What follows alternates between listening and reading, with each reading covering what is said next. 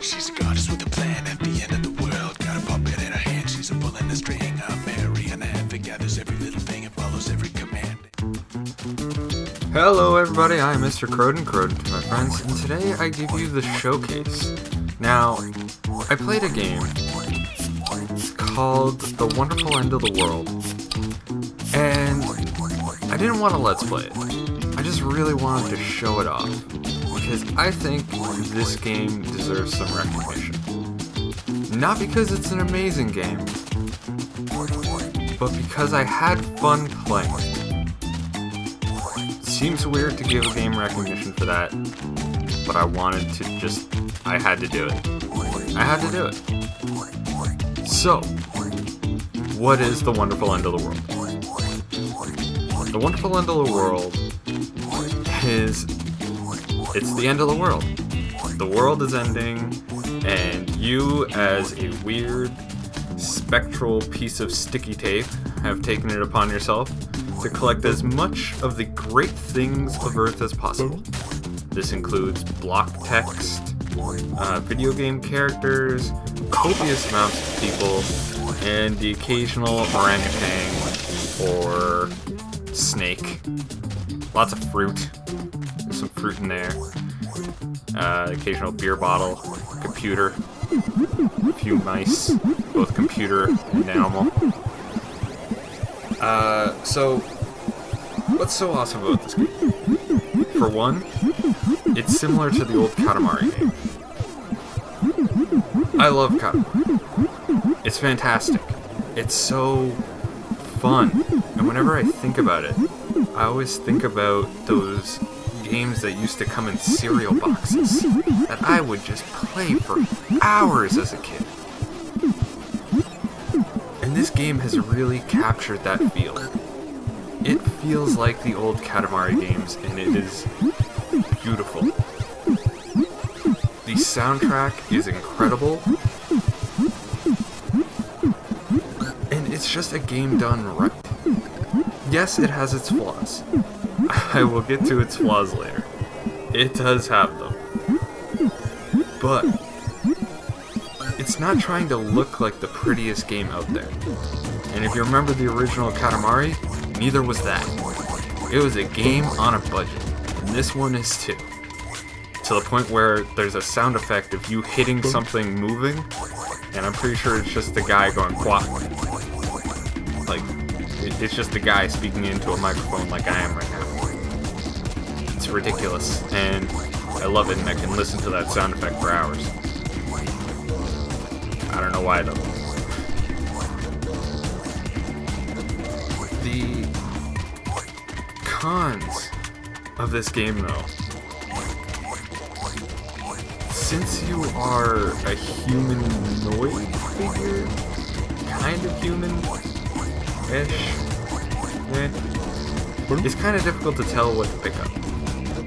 Now I know I'm doing a lot of comparison to Katamari, but I think, it has some reasoning to be compared to Katamari, because it's clearly trying to catch what Katamari was.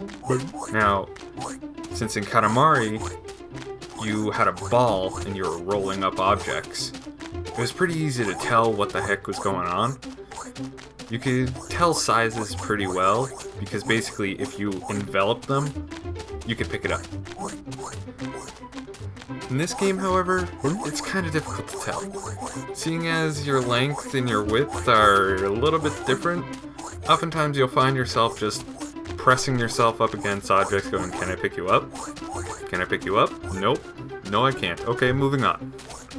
And that's kind of annoying, but after a while you can kind of get the feel for it. Another problem is, oftentimes you get stuck. And on what? I have no idea. You can get stuck on anything. At one point I got stuck against a wall and then glitched out of a level and wasn't able to complete it in the time because I couldn't get back in. Only to find out that you were supposed to eat the walls later and explore that area later, but I was too small to pick anything up. Another fault is that In the old Katamari games, you really felt like you were just steamrolling everything. You were just picking everything up, and you would just get bigger as you're doing it, picking up even more stuff, and it felt like this snowball effect. In this, you don't really get that, because you get slower as you get bigger. And eventually, it'll take you forever just to get from one end of the map to the other when you're the size of the map. And you don't carry any momentum, so there's no speeding up as you go. It's just you walk and walk and walk and walk and walk. And that's it. That's all you get out of it. That being said, this game has been so entertaining. I have loved every minute of playing this game. And it's really easy to beat. But at the same time, there's so much fun just packed into this little bit. And just like the Katamari games, you can just go back to a level, jump back in, and enjoy it. There's no need for hours and hours and hours of content, because you're just replaying for the sake of picking up that dog again.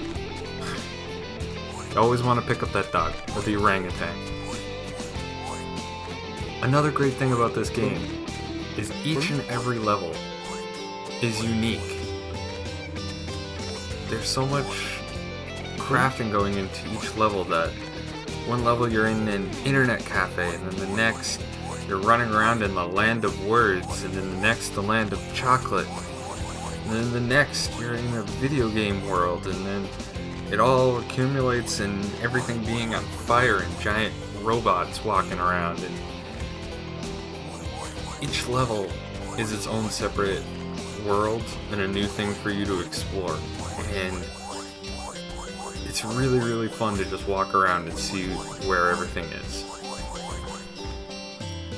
So that's the wonderful end of the world in a nutshell. It's an interesting take on the old Katamari games, and if you decide to pick it up, I hope you have fun with it too. Good night, friends.